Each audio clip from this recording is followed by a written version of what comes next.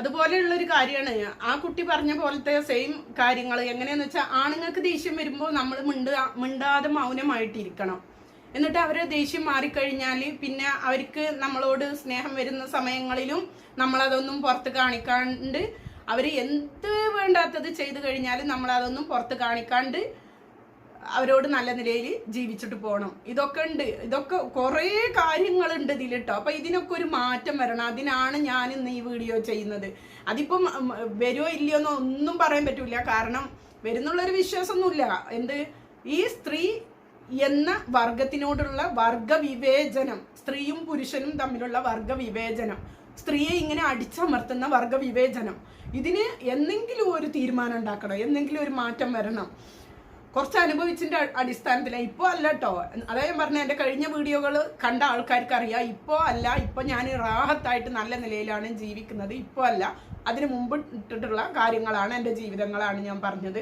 അത് നമുക്ക് നമ്മളെ ഭാഗത്ത് കുറച്ച് ശരിയുണ്ട് എന്നുള്ളത് പറയാനുള്ള റേറ്റ് ഇല്ല. നമ്മളാരും മനസ്സിലാക്കുന്നില്ല.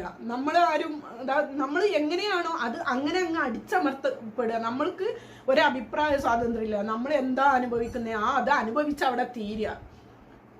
മനസ്സിലായില്ലേ? അതവിടെ അനുഭവിച്ച് തീരുക. അതിൽ നിന്നും നമ്മൾ റിക്കവറായിട്ട്, അല്ലെങ്കിൽ അത് വേണ്ട എന്ന് വെച്ചിട്ട് നമ്മൾ അതിൻ്റെ ഉള്ളിൽ നിന്നും, ആ ജീവിതത്തിൻ്റെ ഉള്ളിൽ നിന്നും പുറത്തേക്ക് വന്നു കഴിഞ്ഞാൽ അവൾ ധിക്കാരിയാണ്. നാവ് കൊണ്ട് കുറച്ച് സംസാരിച്ചു കഴിഞ്ഞാൽ ആ പെണ്ണ് അഹങ്കാരിയാണ്, വായാടിയാണ്.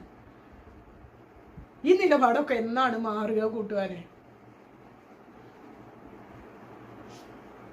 എനിക്കറിയില്ല ഈ ലോകം എന്നാണ് ഇങ്ങനെ, ഇതിൽ നിന്ന് എന്നാണ് സ്ത്രീക്കൊരു മോചനം വരിക എന്നുള്ളത് എനിക്കറിയില്ല. ഇനിയുള്ള മക്കൾക്കെങ്കിലും നല്ലൊരു ജീവിതം കിട്ടട്ടെ, നല്ലൊരു സമൂഹം ഉണ്ടാവട്ടെ എന്ന് ഞാൻ പ്രാർത്ഥിക്കുകയാണ്. കാരണം പുരുഷൻ സ്ത്രീ എന്നുള്ളൊരു വിവേചനം അല്ലാതെ എല്ലാവർക്കും സമത്വമായിട്ട്, ഒരു സ്ത്രീ പ്രസവിച്ചാൽ അത് പെൺകുട്ടിയാണെന്ന് അറിയുമ്പോഴുള്ള അവിടെ തുടങ്ങുന്ന വിവേചനങ്ങളാണ്. മനസ്സിലായോ? അവിടെ തുടങ്ങുന്ന വിവേചനങ്ങളാണ് ഇത്.